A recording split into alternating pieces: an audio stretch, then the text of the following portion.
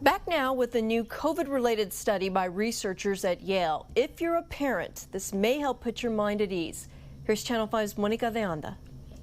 The Mid-Valley Early Childhood Education Center has kept its doors open since the start of the pandemic, and so far, no staff or children have tested positive for COVID-19. The executive director says that's thanks to extensive safety protocols and everyone doing their part.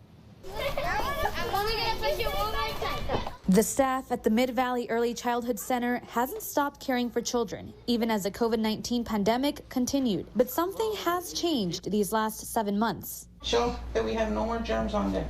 The safety protocols expanded, including daily screenings and temperature checks for children and also for all staff members. And then after the temperature checks, we take oxygen levels in their finger to make sure their oxygen levels are right, and then we'll just let them in if they pass our process. The study by Yale researchers collected data on exposures, risk mitigation strategies, and COVID-19 infection from more than 57,000 child care providers from March to May across all 50 states, Washington, D.C., and Puerto Rico. It found that child care workers were not at an elevated risk of getting COVID-19 while on the job if multiple safety measures like disinfecting, hand washing, social distancing, and mask wearing were all in place. Back and forward, all around, in between your fingers. Gutierrez says they've been practicing all of these steps since March. In addition, we have training twice a month, bi-weekly,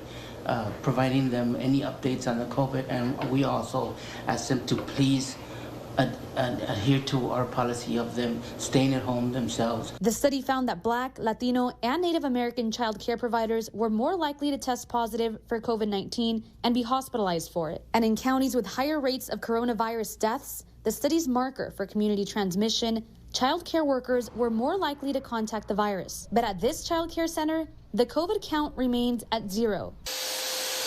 Every Friday, this fog mist machine is used to thoroughly disinfect the entire center, adding another layer of sterilization. So over the weekend, the chemicals, of course, go away. It's not potent or too strong for the child, but by Monday, it's everything's sanitized and clean.